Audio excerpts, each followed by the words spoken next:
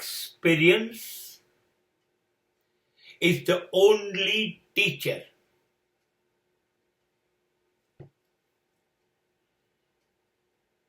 To experience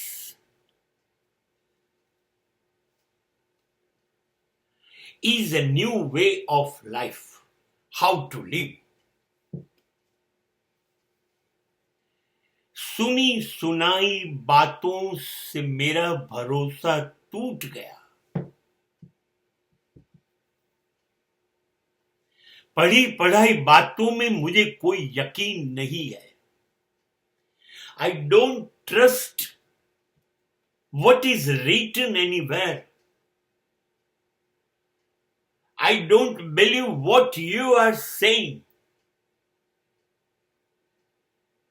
It may be 1000% right, but I don't agree.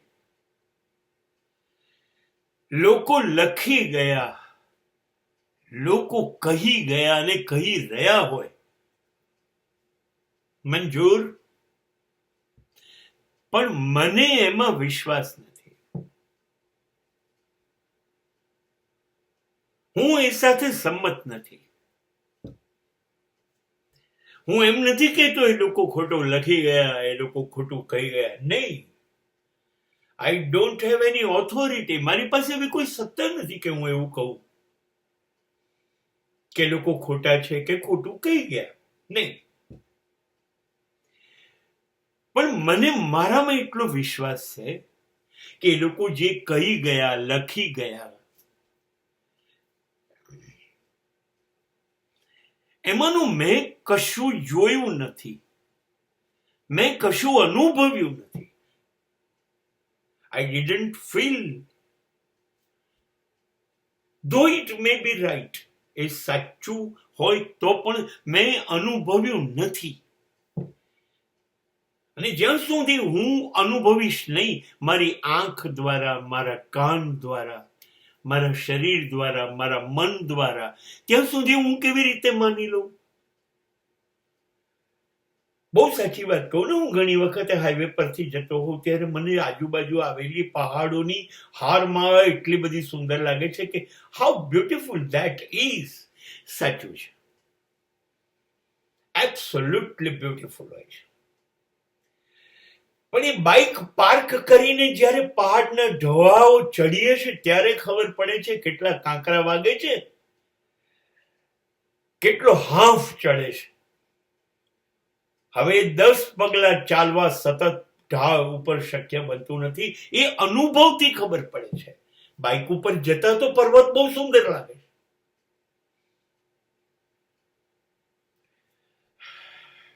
નદી કે દરિયાને કિનારે બેસીને જોયા કરવાથી નદી અને દરિયો અત્યંત સુંદર લાગે છે, વહાલો લાગે છે, બધું સાચું છે. Everything is okay. પણ એટલે એ નદી અને દરિયા વિશે આપણને ખબર પડી ગઈ. ખોટી વાત છે. એ નદી શું છે, એની દરિયો શું છે, એના મોજા શું છે, નદીની લહેરો શું છે, એનું ઊંડાણ શું છે, એ તો અંદર ડૂબકી મારીએ ત્યારે જ ખબર પડે. કિનારે બેસીને ખબર ના પડે. એટલા માટે જિંદગી એ પણ એક સમુદ્ર છે. It is a life is a one ocean.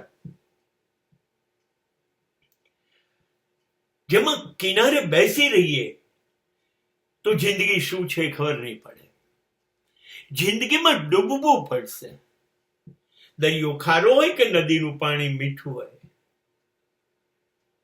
મીઠું છે કે ખારું, બંનેમાં શું ભેદ છે? એના માટે બંનેમાં ડૂબકી મારવી પડશે. એમ જીવનમાં સારા અને ખોટા બંને અનુભવો સાંભળીને નથી શીખાતા, અનુભવથી શીખાય છે કે આ સારું છે, આ ખોટું છે. એટલા માટે લોકો કે હું નથી માનતો. હું જ્યારે એ પ્રવૃત્તિ કરું છું ને એમાંથી મને શું લાગે છે, what is my experience, and that will be a final, and that will be a final teaching with me. Buddha વગર વસ્ત્ર ફર્યા જીવનભર સલામ. એટલે હું નહીં શીખું કે નિર્વસ્ત્ર ફરી શકાય, અને હું શરૂ કરીશ અને સમાજ મને શું આપે છે એ હું જાતે અનુભવીશ. ત્યારે મને સમજ પડશે કે નગ્નતા શું છે ને એના પરિણામ શું છે. અનુભવ વગર ખબર નહીં પડે. કોઈનું મૃત્યુ થાય તો કેટલી પીડા થાય એ ત્યાં જઈને બેસવું એટલે મને ખબર નહીં પડે. મારું કોઈ મરી જાય ત્યારે મને સમજ પડશે કે મારું પોતાનું ગુમાવવાની પીડા શું છે. એટલે અનુભવ, અને મને તો અનુભવ પરથી પણ બહુ સારો શબ્દ ઓશોએ આપ્યો કે experience is still missing something.